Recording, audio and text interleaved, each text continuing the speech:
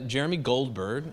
Jeremy runs a thing called NYCX, which is a part of the City of New York government. He's going to tell you a little bit about what that does and lead a session on how virtual and augmented reality will change New York City, change the way we relate to one another, I think, as citizens, and the opportunities and challenges for that. So, Jeremy, I think you can come on out. As your panel gets mic'd, we'll let them follow on as well. Thanks.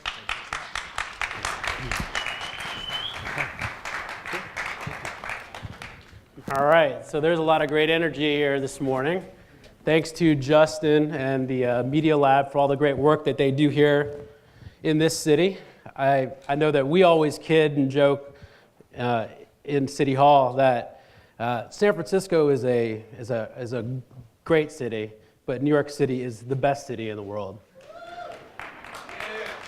And so it's really with great pleasure this morning that I get an opportunity to speak with this incredibly dynamic group of people who represent the best of university, nonprofits, community work, and really to bring the human and personal dimension to all this incredible discussion that we're having in our city about equity first as far as our approach to technology and the agenda that we're leading as part of Mayor de Blasio's One NYC.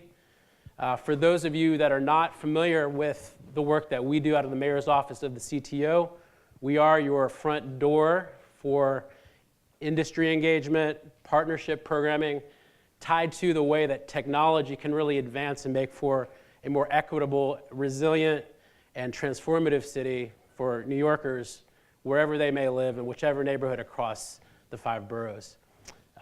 With that, I'd love to introduce our panel this morning, who really have some incredible stories and examples, very concrete work to share. So if I could ask Jasmine, John, Courtney, and Ken, get a round of applause, please. Let's keep up that energy if we can this morning. Thank you. Excellent. So we got that out of the way. Everyone's in order, of course, here. So I'll begin with Jasmine here this morning. Actually, I take that back. Ken, okay.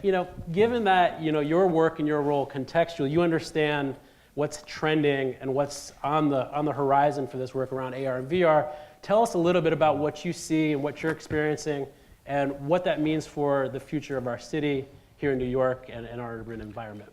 Okay, well, every time technology changes, the city changes. Obviously, in 1993, we went to the web, and we saw what happened. Around 2007, we went to the smartphone. Everything changed again. Radically, the definition of normal changed. And so it's even hard to kind of think back on those previous times. And we, in the next year or two, things you think of as now like the Gear VR or the forthcoming Oculus Go, they're going to be room scale, so people will be able to walk around without bumping into things, and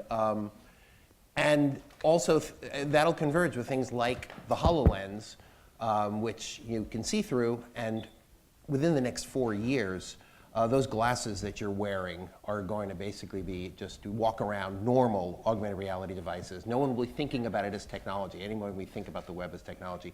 And that, as everybody in this audience can imagine, everything from how you order food at a restaurant to how you find your way around the city on a subway to all the kind of services, Translate, Google Maps and wayfinding and asking Alexa things, it's all going to be part of normal everyday life. So the experience will be that a lot of things we now look at screens for, whether they're these screens or these little screens in our pocket, are going to be replaced by, hey, everyday conversation. I'm looking at the physical world around me. And I think you can fill in the rest. Profound changes for everything. Let's talk a little bit about that point. So for everyone, for everything, talk a little bit about some of the potential for positive impact, also some of the downside risk or the risk here for communities and for neighborhoods. Well, the positive thing is that in the good scenario, we go back to looking and talking to each other face to face. We don't have to choose between I'm talking to you and, oh wait, I have to look at my phone. Right.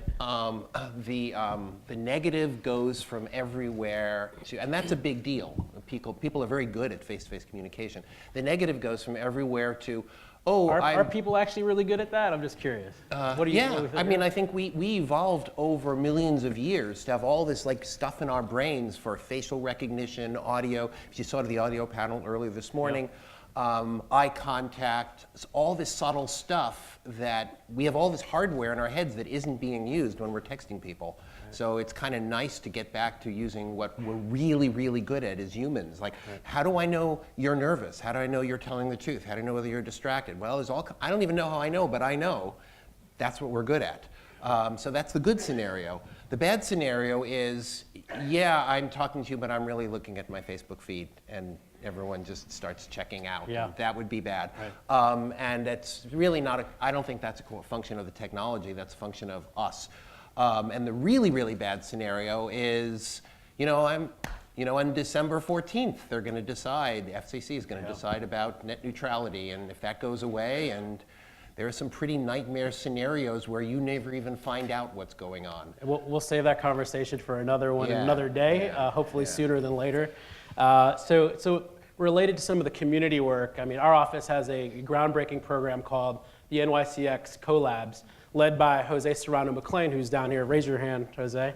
And some of the great partners that we're working with are in Brownsville, Brooklyn. And so, Jasmine, I'd love for you to talk a little bit about the work that you're doing at BCJC and a little bit about like how this technology work and the VR work that you're doing really you see how to advance some of the economic development challenges and some of the placemaking that's taking place in Brownsville. And one more point, how many of y'all are familiar with Brownsville, have been to Brownsville? That's impressive, but I can give a little, more stats. context too. Yeah, Why don't we absolutely. do that? So good afternoon, everyone. So again, I'm Jasmine, and I am the Youth and Community Programs Director at the Brownsville Community Justice Center. And so a lot of the work that we do is focused around how we can re-engineer the way the justice system runs in Brownsville, Brooklyn. So we have like two main goals. One, public safety. Two, finding ways to decrease incidences of community-wide violence.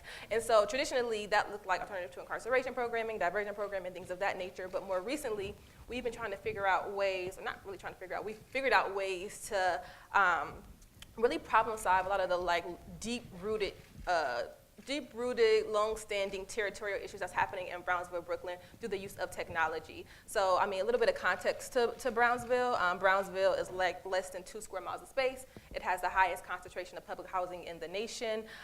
Because of so many public housing developments, there is a lot of territorial beef and gang beef that happen between the public housing developments. And so what that means is, in reality, people don't have a chance to access certain spaces in their community because it's not safe. So if you live in one housing development, you can't cross the street to the next housing development because it's just not safe. So we've been able to really harness the virtual reality and augmented reality by creating like virtual replicas of the community, which gives people access to be able to traverse spaces in their neighborhood which they have never been able to. Let's talk about that a little further. Yeah. So that access question, Yeah. right? So access to safer places. Talk a little bit about what that looks like. I mean, in terms of how the technology can support that, and some of the things that you're learning from some of the testing that you're doing right now. Absolutely. So one of the things, I mean, John probably will speak about this a little bit more, but we are currently in the process of creating a video game, a virtual reality video game called Fireflies of Brownsville. So Fireflies of Brownsville is an exact replica of Brownsville. Our young people have access all the GIS data, every sign, every store, every street, every school that is located in Brownsville. There's an exact replica of that in this video game. They 3D scanned over 100 people in the community and has been able to get like a lot of narratives about just their experiences in growing up in Brownsville. And one of the things that we found through that process is that when we were trying to 3D scan some young people, the area in which we were doing the 3D scanning, they had never been there their entire life. And they couldn't even travel there. So we had to take the van, we had to drive them to our location, and then like make sure the space was very secure because they didn't necessarily feel safe there. But on the way to getting 3D scanned, they had their smartphones out, they were recording, and they were like, oh wow, I didn't know they had a over here. And it's literally 2 blocks away from where they live. And so what this virtual reality video game is doing is it's allowing people to be able to connect to their larger community in a way that they haven't been able to do their entire lives, be able to have more increased human interaction with people who have some very same lived experiences, but because of this narrative of violence and beef, they haven't been able to overcome that.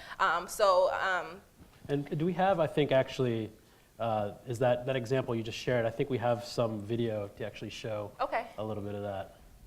If it's fired up, folks up there can help us out maybe by hitting play.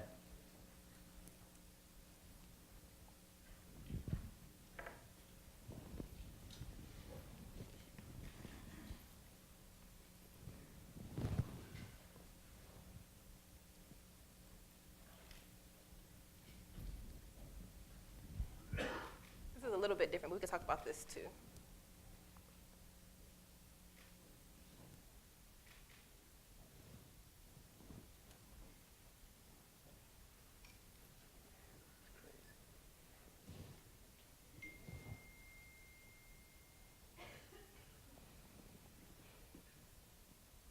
That's great. So I think that's a great segue Yeah, into John, yeah. John. So John, why don't you tell us about the incredible work that you're doing there, a little bit more about this, the experience that we just, that 50-second piece that we just saw. Basically, that's just the app that we developed at BCJC, which is called BeLive. The app was made for young entrepreneurs or any entrepreneurs in Brownsville that had an idea or wanted to own a business but didn't have the actual funds or the money to get their business started. So we came up with the idea of making a virtual store. And so without the restrictions of paying rent and to having people to come out their pocket up front with down payments for places they couldn't afford. So we used the app as what you saw on the screen to have people to have a store in virtual space. So what that means is they will be able to go to these storefronts that's abandoned or that's vacant and actually be able to buy and purchase items from that storefront without a store actually being there. We will have barcodes on the stores. I would say the gate, if the store has a gate, we have the virtual barcode on there, and you'll be able to take your phone or tablet or whatever device you have and scan the code. And once you scan the code, the cube will come up, as you saw in the video, and you'll be able to select the cube and then able to shop easily without having to actually buy or like interact with the store clerks or whatever, you'd be on your own time. So it's another way of online shopping, but in a more unique and more modern way. So John, tell us a little bit about the process that you took to get to that point, to develop this concept, and why the economic development piece, the business piece of this is so important. And if you wanted to add in a little bit there too, Jasmine, please do. I mean, at first, the app was mainly for like a imaginary museum. So we had this idea to put like barcodes throughout the neighborhood. So if, let's just say, if you was an artist and you was a poet and you was a musician, but because the neighborhood is so territorial and there's so much conflict between the different neighborhoods, we was able to, like, we wanted to put like this imaginary museum just floating. So it'll have everybody talents and what they do and where they from and what they're about inside the cube. And all you have to do is just select the cube and you'll see like, oh, okay, this person over here at such and such avenue, he does this person does this person does this. It's a way to connect the community in a virtual space. So, but then we wanted to push it even further. So he's like, okay, we can use it for like, to connect people, but what if somebody wanted to sell things? What if somebody had a business idea? And what if somebody like had the ambition to want to do something, but they couldn't like afford it or didn't know how the means of business or didn't know how to actually set up a business account or whatever like that. The BeLive app will make that possible for you. We'll teach you how to do it, teach you the steps of creating your own business and walking you through it. And this is so beneficial to the community in a way of connecting us together because like Jasmine said, there's so many territorial beasts between different housing developments and different people just have different opinions about different ways of living. But that's Yeah, great. he's saying. Yeah. Well, and I think what it does, what I'm hearing, from Ken's, what Ken shared earlier is about that interaction between people and sort of looking ahead in new ways and new dynamic ways to communicate face to face with each other. Some of the points about access, about education. I think at the foundational part of all of this, what we kind of arrived to is empathy, right? And the way that we're thinking about the way we engage with one another, the way that we work together. And so I'd like to ask Courtney to talk a bit about the work that you're doing at Columbia, and in particular, the target audience for the VR experience that you are developing. Yeah, so we've created an experience. I'm a psychologist by training, and I'm working with Jeremy Bailenson at Stanford to create, well, we've already created an immersive experience of racism. So we want people to experience racism through the lens of a character named Michael Sterling, and it's a life course experience where you are the same black male from age 5 to 50 having different experiences of racism across your life course. The reason why I thought this was important and it sort of centers in my work is really trying to get people to understand the nature of structural racism and understand the nature of racial inequality. And when people ask me about the target audience, I'm very frank in saying that generally we're targeting white liberals. In general, we're thinking specifically about people who espouse beliefs of equality, believe in racial justice and racial equity, but may not really understand racial injustice and racial inequity, and really understand how that shows up in people's lives. And so the idea is, can we create a virtual experience that better connects people in a more visceral way to these types of experiences to open them up to better understanding the ways it actually shows up in our everyday lives. And so the images here, I'll just show you quickly, is a blend of 2D rotoscoped images with a computer-generated environment. And we are really thinking about nuanced ways to create these experiences. So it's not just sort of someone calling you a name or just seeing that you have a brown face. There's a screen in your bedroom that talks about a teenager who's been killed by a police officer. There's, in the first scene, there's a mother who's concerned that you're wearing something that someone on the news who's being searched for. The police are looking for someone who's wearing something similar, and she wants you to change, right? So you're capturing the mother's worry and vigilance and the need to kind of control your own body.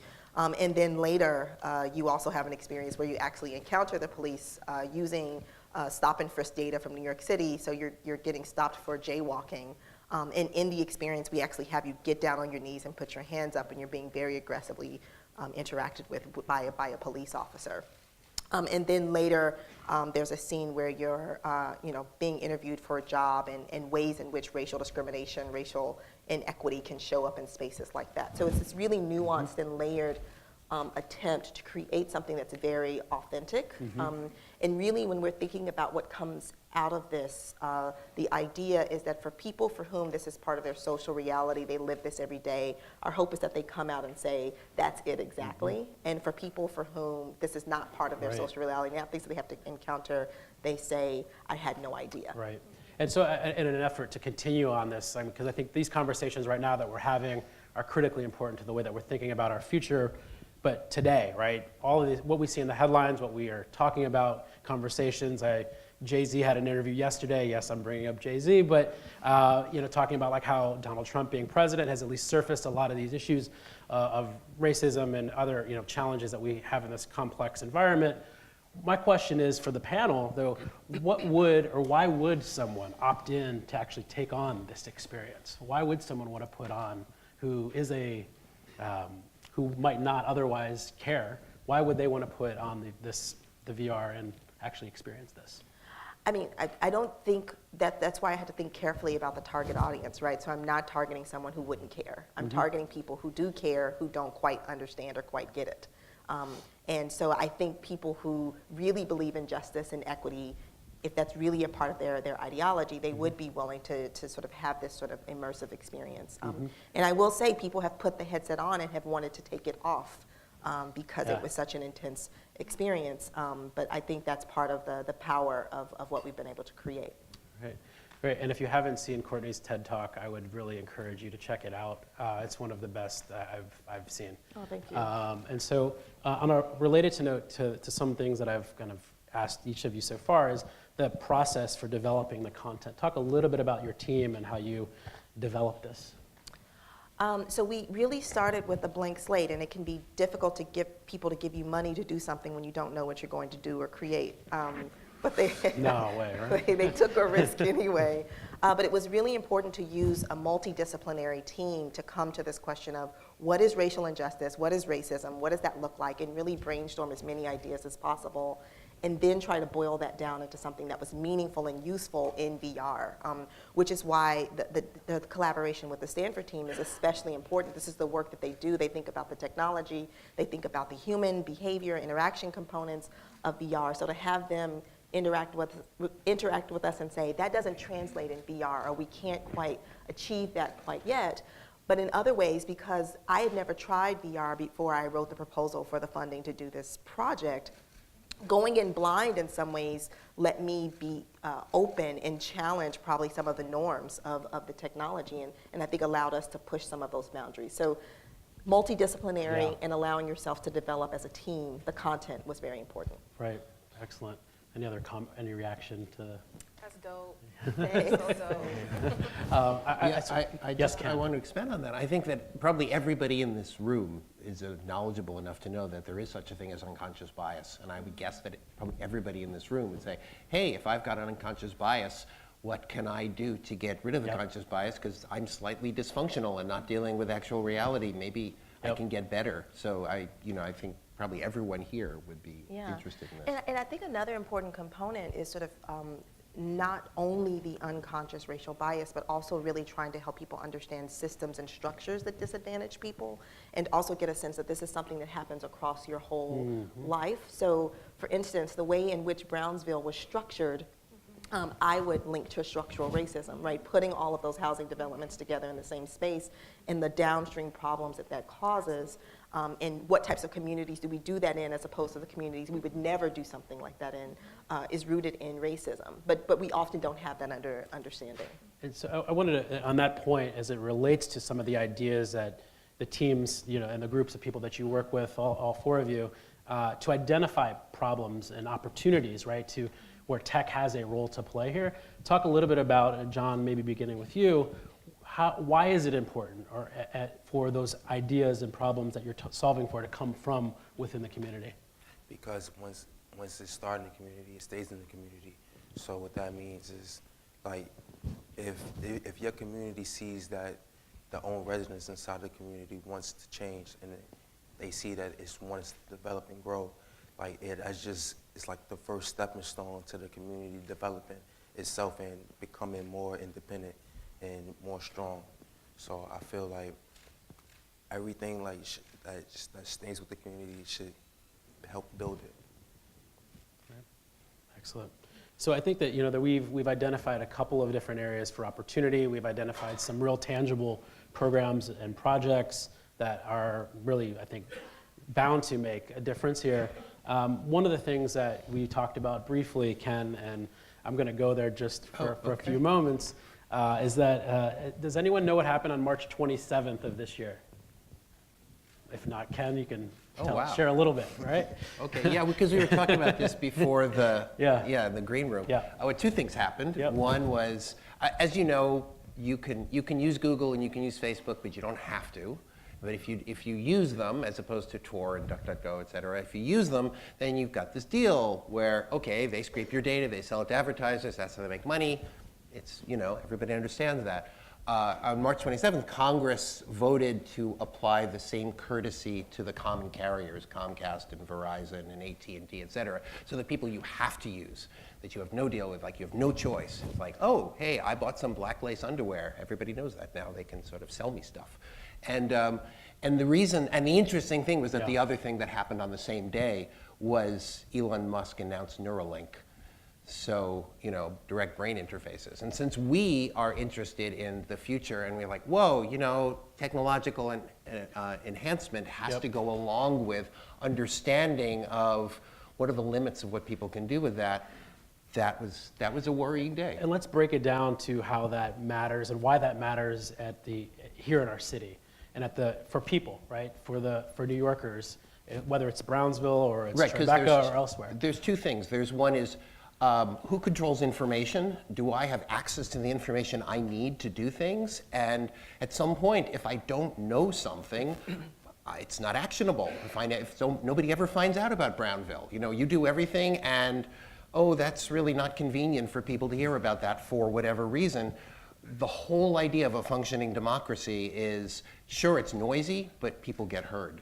And that's why I get worried about the net neutrality thing. It's because, technically speaking, you know, all right, scenario, the president says CNN is fake news, the Justice Department says we're going to issue a lawsuit against CNN, Comcast says, well, now that's not legal speech, nobody hears whatever the news item is. We don't live in that world now, and everything you guys are doing requires us to live in a world where you can shout that there's a problem and people hear you.